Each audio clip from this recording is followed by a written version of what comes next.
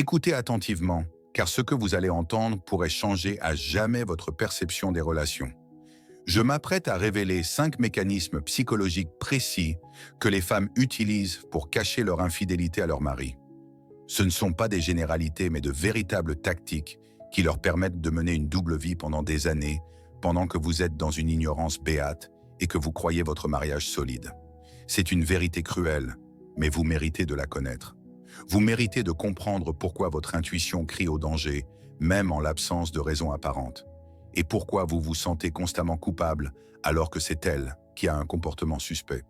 Ces mécanismes sont conçus pour faire de vous le méchant de votre propre histoire et ils fonctionnent parce qu'ils exploitent votre désir d'être un mari bon et confiant. Regardez cette vidéo jusqu'à la fin et vous obtiendrez une connaissance qui deviendra votre bouclier contre la manipulation. Avant d'explorer les aspects mystérieux de la psychologie et du comportement humain selon Jung, je vous invite à vous abonner à la chaîne si ce n'est pas encore fait.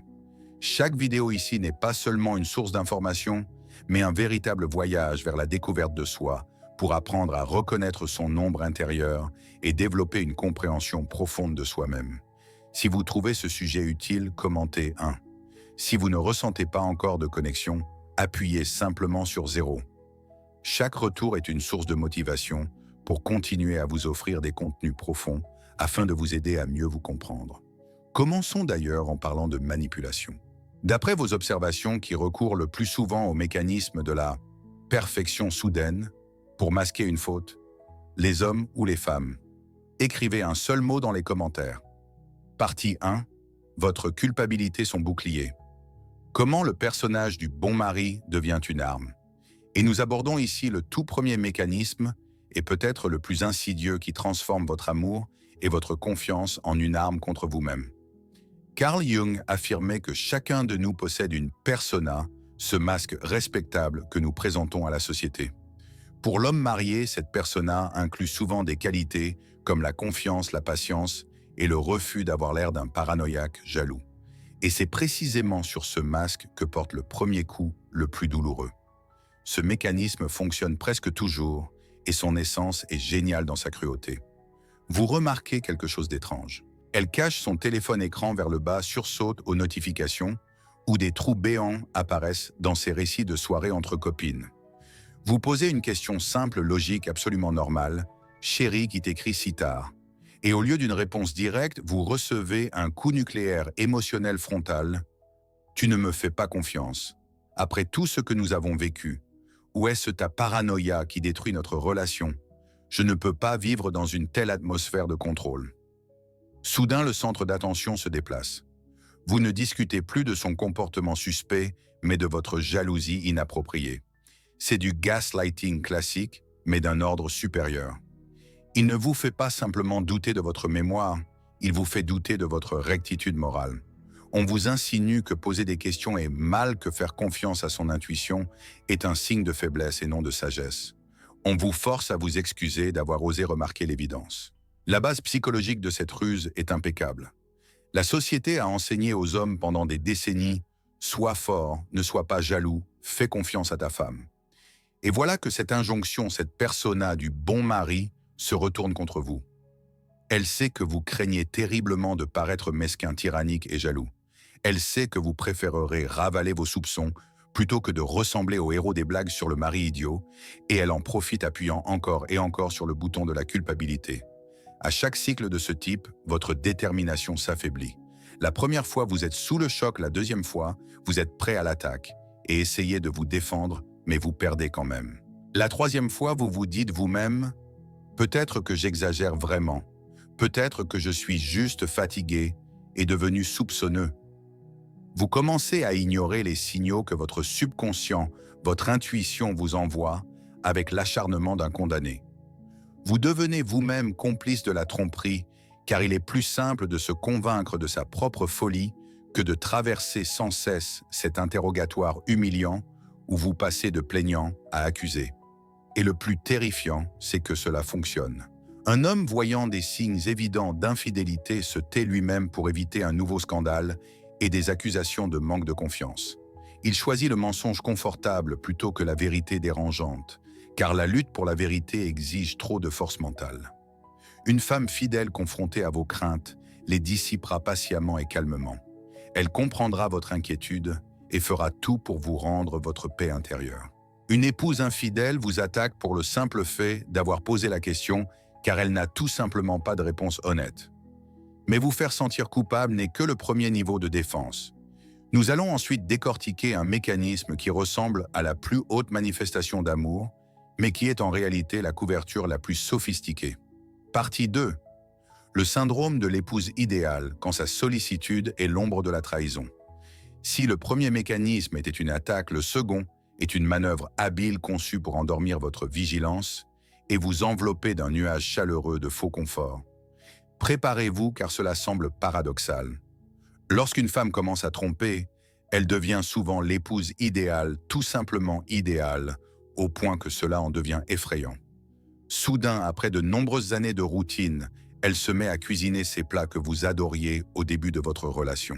La maison brille de propreté comme si vous attendiez l'inspection sanitaire.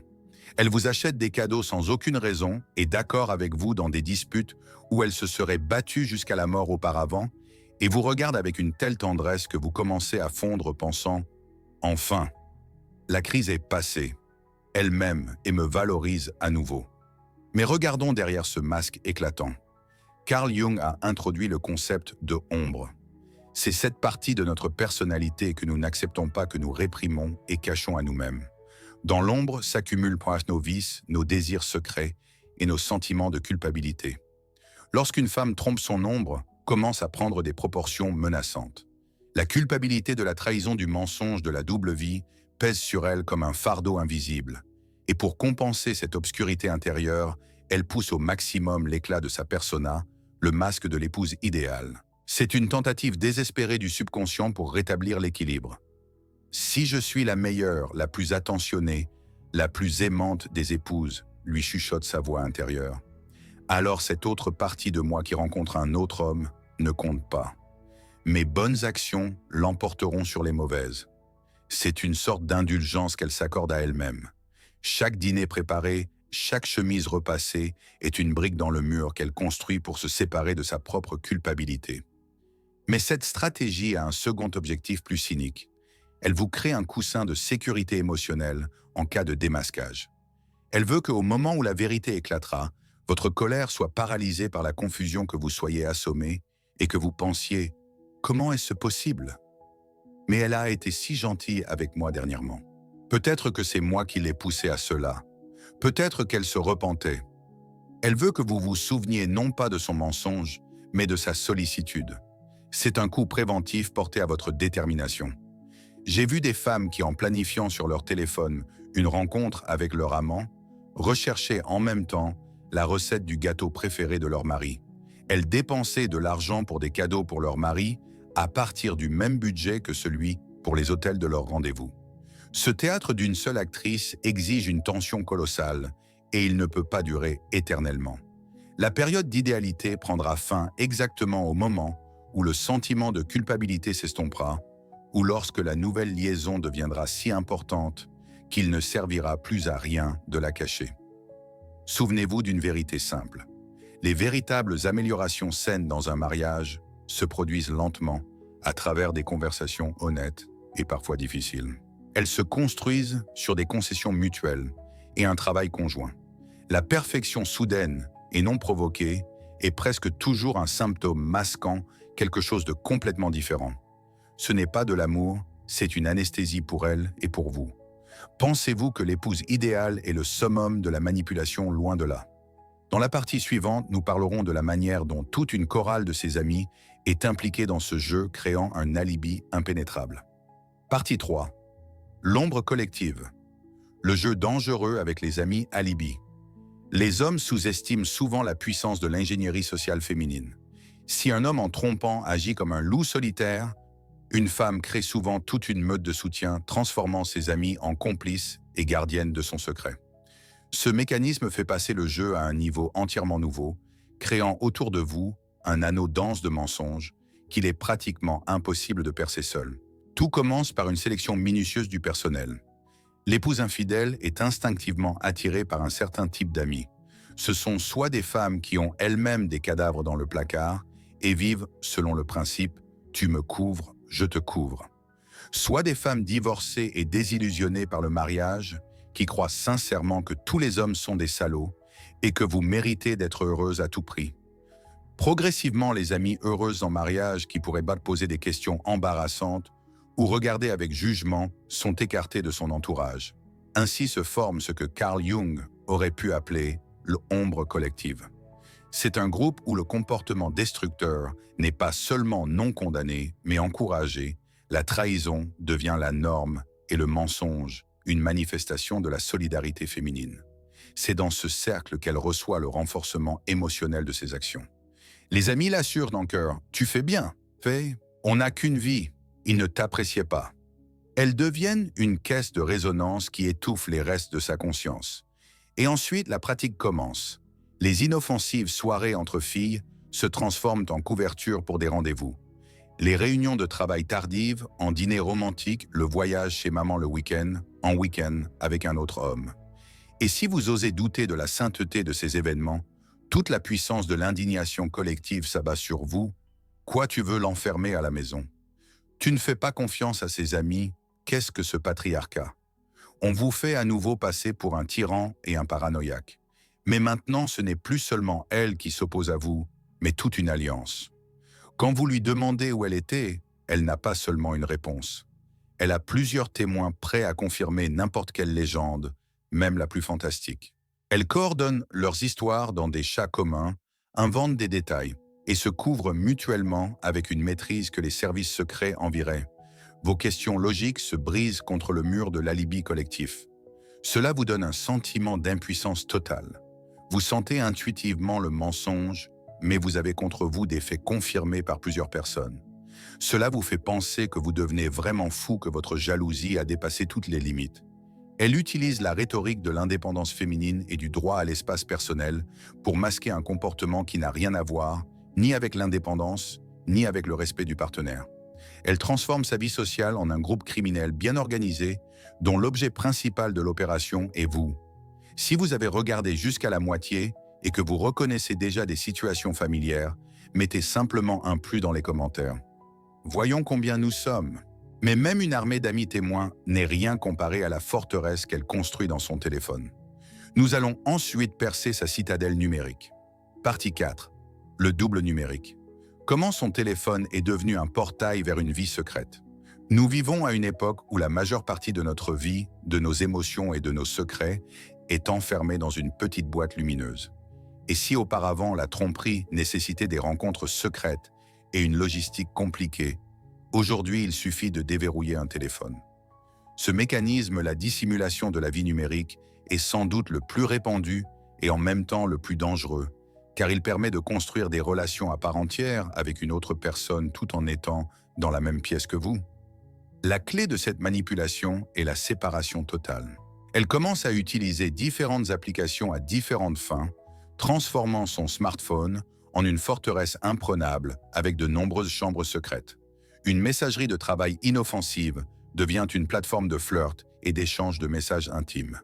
Les correspondances sur les réseaux sociaux sont masquées sous des échanges insignifiants avec de vieilles connaissances. Et pour les conversations les plus franches, elle utilise des messageries spéciales avec chiffrement de bout en bout et fonction de suppression automatique des messages. Sa vie numérique devient plus complexe que le schéma de blanchiment d'argent d'un cartel de la drogue. Et toute tentative de votre part de jeter un œil dans cet abîme numérique sera accueillie par une riposte furieuse. Elle utilise à nouveau le mécanisme numéro 1, mais dans un nouveau contexte. Tu veux regarder mon téléphone? C'est une violation de mes limites personnelles. Je dois avoir ma propre vie privée. Elle fera appel à des mots à la mode confidentialité, espace personnel, confiance, mais les utilisera comme un bouclier pour dissimuler la tromperie. Son téléphone devient un artefact sacré auquel il vous est interdit de toucher. Il est toujours posé écran vers le bas. Elle l'emporte avec elle même dans la salle de bain, où elle ne l'emportait jamais auparavant. Elle s'énerve et se met en colère si vous le prenez simplement en main pour le lui rendre. Les mots de passe qui étaient auparavant communs ou simples sont soudainement changés pour des combinaisons complexes, connues d'elle seule. Mais le principal préjudice n'est pas causé par le secret lui-même, mais par la proximité émotionnelle qu'elle construit via ses canaux numériques. Elle peut passer des heures à échanger avec son amant, assise à côté de vous sur le canapé, pendant que vous regardez un film. Elle partage avec lui ses pensées, ses joies et ses peines en temps réel, créant un lien émotionnel profond qui devient beaucoup plus fort que votre relation. Elle vous trompe non seulement physiquement, mais aussi émotionnellement, mentalement, à chaque minute, juste sous votre nez.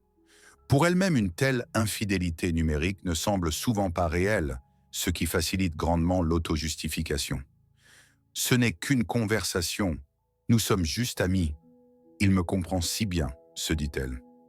Mais en fait, elle mène une vie parallèle, construit des relations intimes à part entière, dans lesquelles elle investit du temps, des émotions et de l'énergie volée à votre mariage. Je connais des femmes qui correspondaient avec des amants pendant les dîners de famille, pendant les rapports sexuels avec leur propre mari et même lors des spectacles de leurs enfants. Ce lien numérique devient une dépendance, une drogue, qu'elle prend constamment où qu'elle se trouve.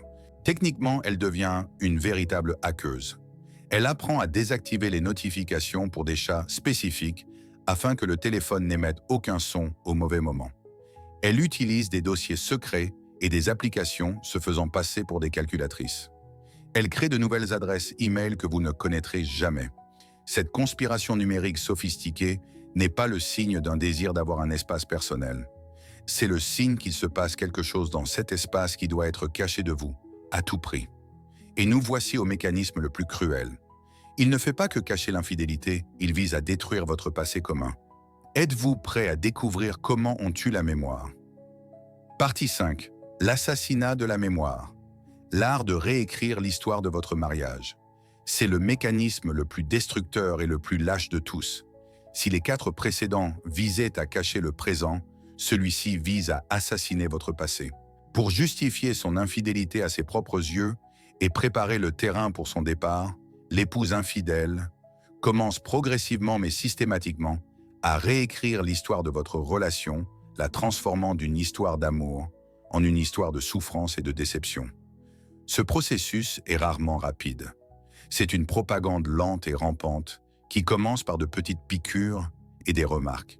Ce qu'elle aimait auparavant chez vous, votre sérieux par exemple, est maintenant appelé pédanterie. Votre générosité se transforme en gaspillage, votre calme en indifférence. Toute votre qualité positive est méthodiquement renversée et présentée comme un défaut.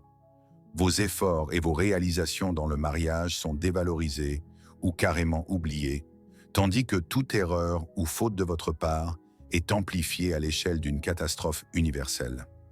Le but de cette manipulation est de créer dans sa tête et finalement dans la vôtre une nouvelle réalité. Une réalité où vous êtes un mari mauvais, inattentif, égoïste, et où elle est une victime malheureuse qui a enduré pendant des années et a simplement été forcée de chercher du réconfort ailleurs. Elle ne fait pas que tromper, elle se crée un droit moral à cette infidélité. Elle monte un dossier contre vous recueillant des preuves à partir de phrases sorties de leur contexte et de souvenirs déformés. « Tu ne m'as jamais vraiment comprise », déclare-t-elle barrant les années où vous étiez son seul soutien. « Nous avons toujours été trop différents », dit-elle alors qu'hier encore vous faisiez des projets communs pour la vieillesse. « Je n'ai jamais été heureuse avec toi », vous jette-t-elle au visage, et vous vous souvenez de centaines de photos où vous riez tous les deux et avez l'air absolument heureux. Mais elle affirmera que ce n'était qu'un masque, une illusion, une auto-tromperie. C'est particulièrement cruel parce que c'est une attaque contre votre personne et votre histoire commune. Les bons souvenirs sont déclarés faux. Les moments heureux, un compromis de sa part. Elle vous vole littéralement votre passé pour justifier son présent. Elle se persuade et essaie de vous persuader que votre mariage était voué à l'échec dès le début. Cela l'aide à gérer son sentiment de culpabilité et la prépare à la rupture. Car quitter un bon mari est une trahison, mais quitter un tyran et un égoïste qui ne l'a jamais aimé est un acte de libération. Parallèlement, elle commence à planifier tranquillement un avenir sans vous. Les discussions sur des objectifs communs à long terme s'estompent. L'achat d'un nouvel appartement ou la planification de vacances dans un an sont reportés sous des prétextes fallacieux. Elle commence à prendre des décisions importantes en ne se basant que sur ses propres intérêts et non sur les vôtres. Mentalement, elle n'est plus dans le mariage. Elle vit déjà dans sa nouvelle réalité qu'elle a elle-même construite et attend juste le bon moment pour vous l'annoncer officiellement. Ce mécanisme est le sommet de la violence psychologique, car il vous fait douter non seulement du présent, mais aussi du passé. Il détruit la base même de votre personnalité qui a été construite sur votre histoire commune. Et lorsque cette base est détruite, vous devenez faible, confus et prêt à croire n'importe quel mensonge, y compris celui selon lequel vous êtes le seul fautif. Vous connaissez maintenant ces 5 mécanismes: le transfert de culpabilité, le syndrome de l'épouse idéale, l'alibi collectif, la forteresse numérique et l'assassinat de la mémoire. Ils existent rarement seuls. Le plus souvent, ils s'entrelacent dans la relation comme du lierre vénéneux, se soutenant et se renforçant mutuellement. Si vous commencez à douter de son idéalité, elle vous accusera immédiatement de manque de confiance. Si vous signalez son activité suspecte sur son téléphone, elle vous rappellera les moments heureux qu'elle est elle-même en train de réécrire. C'est un système complexe et multicouche de défense psychologique créé dans un seul but: cacher la vérité. Et le plus important à comprendre, c'est que ces mécanismes ne fonctionnent que tant que vous le permettez.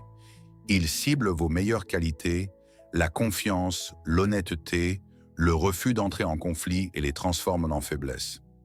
Mais la connaissance est un pouvoir. Dès que vous commencez à voir ces manipulations, dès que vous pouvez les nommer, elles perdent leur pouvoir magique sur vous. Carl Jung parlait du processus d'individuation, le chemin vers l'obtention de son véritable soi, de son intégrité. Ce chemin passe souvent par des crises et des confrontations avec sa propre ombre et l'ombre des autres. Lorsque vous êtes confronté à la tromperie, vous avez le choix de laisser cette situation vous détruire ou de l'utiliser comme le levier le plus puissant pour votre propre croissance. Cessez d'être la persona commode du bon mari et devenez simplement un homme. Un homme qui fait confiance à son intuition. Un homme qui n'a pas peur de poser des questions embarrassantes et d'exiger des réponses honnêtes. Un homme qui se respecte suffisamment pour ne pas vivre dans le mensonge aussi confortable qu'il puisse paraître. Et maintenant, une question qui exige de l'honnêteté envers vous-même.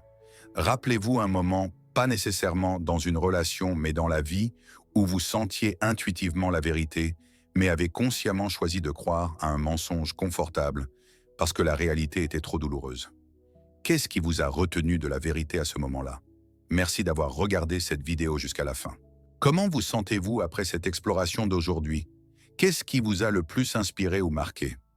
N'hésitez pas à partager vos impressions dans les commentaires afin que nous puissions connaître vos réflexions. Et si cette vidéo vous a offert une nouvelle perspective sur vous-même ou sur la psychologie humaine, n'oubliez pas de laisser un like et de vous abonner à notre chaîne pour ne manquer aucune des prochaines explorations. Chaque soutien, chaque retour est une véritable source de motivation pour continuer à vous proposer des contenus profonds, fidèles à l'esprit de Carl Jung, afin de vous aider à mieux vous comprendre pas à pas. Merci et à très bientôt dans la prochaine vidéo.